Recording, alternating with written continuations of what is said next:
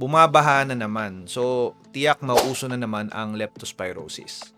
Ngayon, may dalawang kinatatakutang complications ang severe leptospirosis na kailangan natin pag-usapan. Ang una ay yung acute kidney injury na minsan ay nauuwi sa pagdadialysis. Ito ay dahil may direktang epekto ng leptospirosis sa tubulo-interstitial tissue ng ating mga kidneys.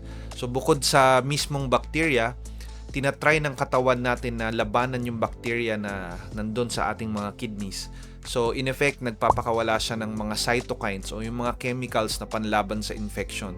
Well, effective siya sa pagpatay ng mga bacteria pero naaapektuhan din yung mga healthy tissue. So nasisira din yung kidneys natin.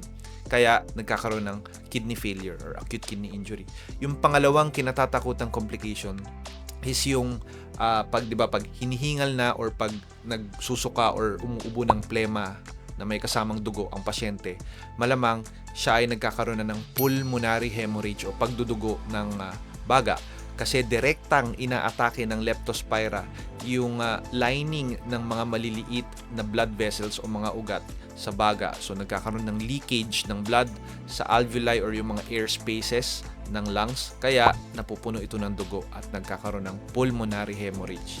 Napakataas ng mortality rate kapag ang pasyente ay may pulmonary hemorrhage, and ito yung isa sa mga senyales na kailangan na namin siyang i-dialysis at on some cases kailangan tubuhan at ikabit sa mechanical ventilator.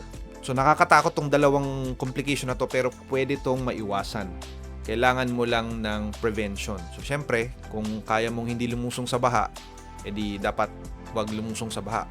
Pero para sa karamihan sa atin na nakatira sa lugar na bahain or pupunta sa trabaho at kailangang hindi maiwasang pupunta sa baha, kailangan uminom tayo ng doxycycline. Kapag wala kang sugat, uminom ka ng 100 mg capsule, 2 capsules for 1 dose for at least 24 to 72 hours after exposure sa baha. Ngayon, kung meron ka namang sugat sa paa o sa binti, then yung dalawang capsules na yun, kailangan mong inumin for 3 to 5 days. And kung ikaw naman ay tuloy-tuloy na na-expose sa baha, mahabang exposure, uminom ka ng 2 capsules once a week until matapos ang exposure sa baha.